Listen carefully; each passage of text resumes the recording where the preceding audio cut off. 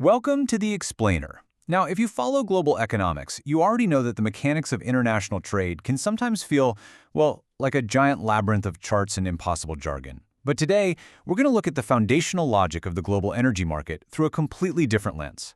We're going to use a really simple story to see the hidden gears that are turning behind the global economy every single day. We're basically going to strip away all the noise and just look at the pure, underlying mechanics of how the world trade engine actually runs. Chapter 1. The Ultimate Global Marketplace. Okay, let's dive right into this. I want you to just ask yourself a quick question. What if your local gas station, the literal only place you could possibly get the fuel you need to drive to work, drop the kids off at school, basically run your entire life, what if they suddenly decided they would no longer accept your regular cash or credit cards? What if starting tomorrow the owner said, hey, I'm only taking plastic arcade tokens from that entertainment center down the street? You'd be pretty annoyed, right? It sounds totally ridiculous, but believe it or not, this exact scenario is the absolute key to understanding international finance.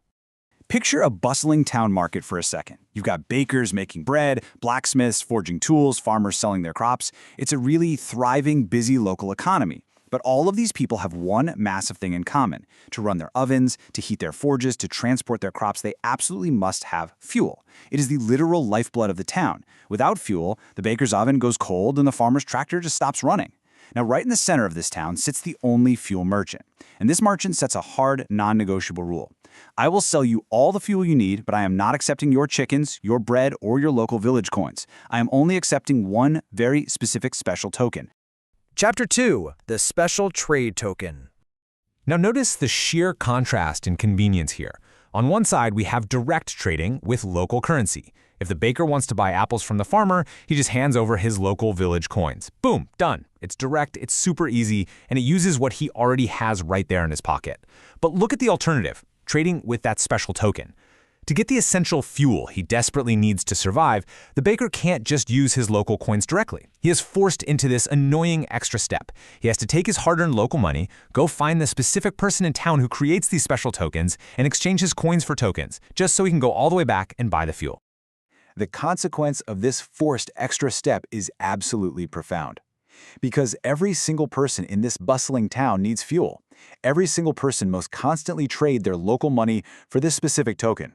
And what does that do? It creates an immense, never-ending demand for the token itself. Think about what that means for the person who actually creates and controls those tokens. Suddenly, they hold an immense economic advantage, simply because they issue the one thing everyone needs to buy the other thing everyone needs. Their tokens are always in high demand, giving them an incredible structural edge over literally everyone else in town. Chapter 3. The Mechanism in Action. So let's trace the step-by-step path of this token. Step 1. The town needs fuel to survive. That's the baseline requirement, right? Step 2.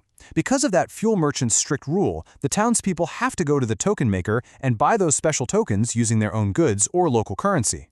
Step 3. Armed with the right tokens, the townspeople finally go to the fuel merchant and buy their fuel.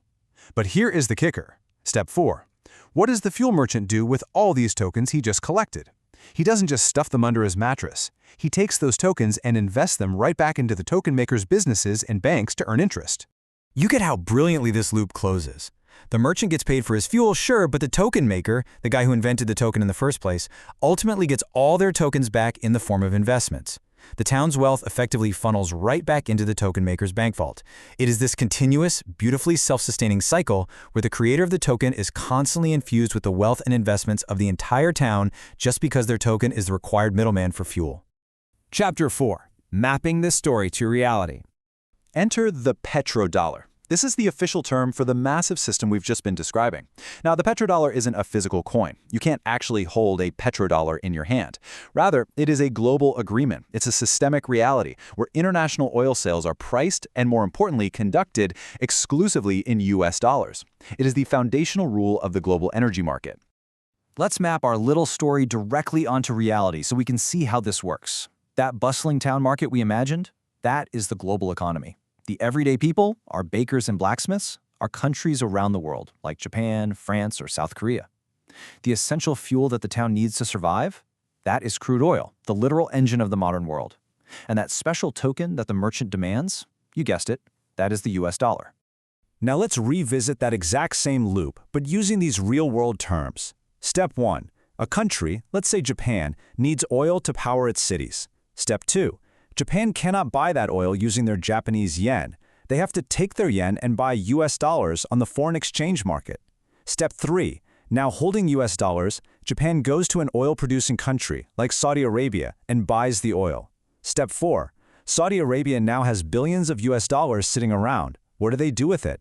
They reinvest those dollars right back into US assets, like treasury bonds, US stocks, and real estate. The loop closes, but this time on a massive global scale. The really crucial point to understand here is just how heavily global trade relies on this exact mechanism.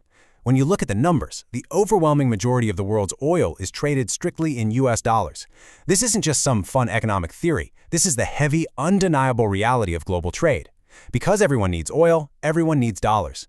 This creates an artificial, permanent demand for the US dollar, which props up its value and continually funnels global wealth directly into US financial markets, exactly like the token maker in our story. It is a monumental economic advantage. Which leaves us with one final very provocative question to ponder today. What would actually happen to this entire global marketplace if the merchants suddenly decided to accept a different token? What if oil-producing nations decided they were completely happy to accept other currencies, like the euro or the yuan, or maybe even gold for their fuel? If the forced demand for the special token disappears, the entire loop breaks. That constant flow of global investments back to the token maker might just dry up. Understanding this simple story gives you the exact lens you need to watch the news today, as countries all over the world fiercely debate the future of global trade and the true underlying power of the US dollar. Keep your eyes on the merchants and watch what tokens they decide to take. Thanks for joining me for this explainer.